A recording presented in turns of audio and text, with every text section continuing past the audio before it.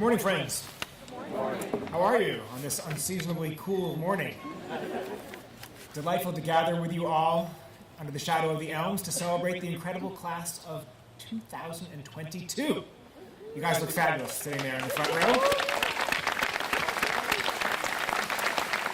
These students have completed our middle school program, and they have done so with incredible intellect and energy, and in the process they have shown themselves fully ready to take that next step in their educational journey, which is high school.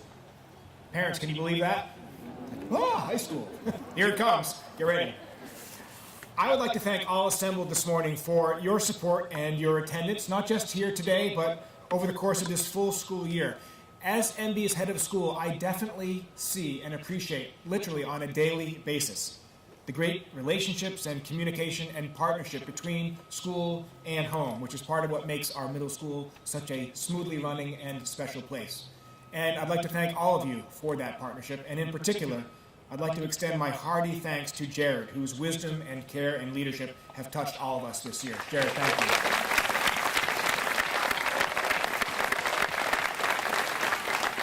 So students, my job today is to say a little bit about you as a whole, as a class. And I think it's safe to say that everyone who has worked with you in our middle school has enjoyed watching you grow and mature this year, indeed over the past 3 years.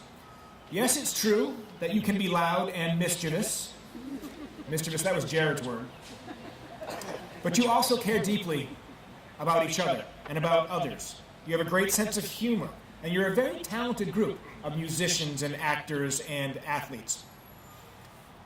Recently, I asked some of your 6th and 7th grade peers what they thought of your class. You know what they said? The most common word was rambunctious. It's a pretty good vocabulary word for 6th and 7th grade, I think. They referenced lots of running in the hallways, which I can definitely attest to, hearing that near my office. They referred to your class as interesting and smart, as athletic. They particularly mentioned lacrosse and soccer as standouts. They called you nice, welcoming and helpful to 6th graders, which I thought was very touching, and good leaders. And almost all of them said that you guys will be very much missed next year in the middle school. So way to go. I think that's very high praise from your younger peers. In many ways, you have been pioneers in our middle school. You've helped us explore some exciting new spaces and some new projects, and you always did so with flair and commitment and dedication. So, for example, you were the first class to make a full school year's use of the Woodman Center.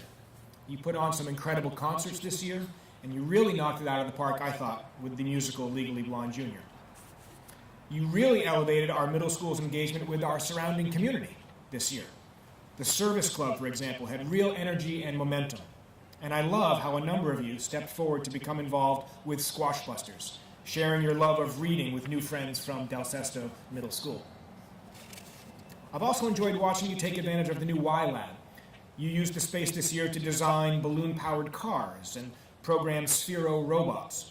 Some of you used the laser cutter, the wire bender, and 3D printers to design models of your math classroom. You used CAD and the laser cutter to create levers for your Rube Goldberg machines, and you were the first middle school class to be involved with VEX robotics. I could go on and on with these kinds of pioneering moments, like your study of North Korea this year in the history class. You're taking your learning about Holden Caulfield into the realm of Instagram. Your teachers, in fact, have appreciated this kind of interest, both in technology on the one hand and current events on the other.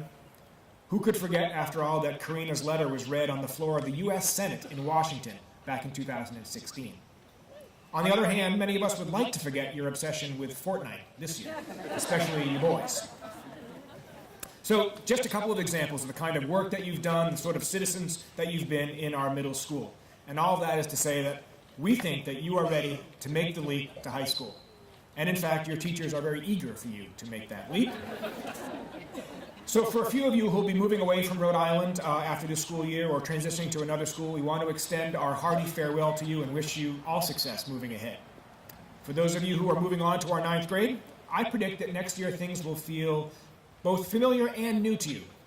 So for example, you'll start the year with a team trip, a 9th grade trip up to Maine, where you'll get oriented to upper school life, and you'll work in small teams to begin developing the habits and mindsets of innovators. But then there'll be entirely new opportunities open to you. New sports, for example, like squash and hockey, indoor track, sailing, and golf. And trips to places like the Dominican Republic, Puerto Rico, France, Kenya, Nepal, Spain, Silicon Valley, New York City, and the Pacific Northwest. And I hope some of you will get involved. And you'll have new teachers and advisors, but I'm certain that you will find them as caring and scholarly and loving as you found their middle school colleagues. So my advice, rest up this summer. There's a lot waiting for you when you return in the fall. Thank you all for being such a wonderful group and for sharing your passions and learning and talents with us. Congratulations today.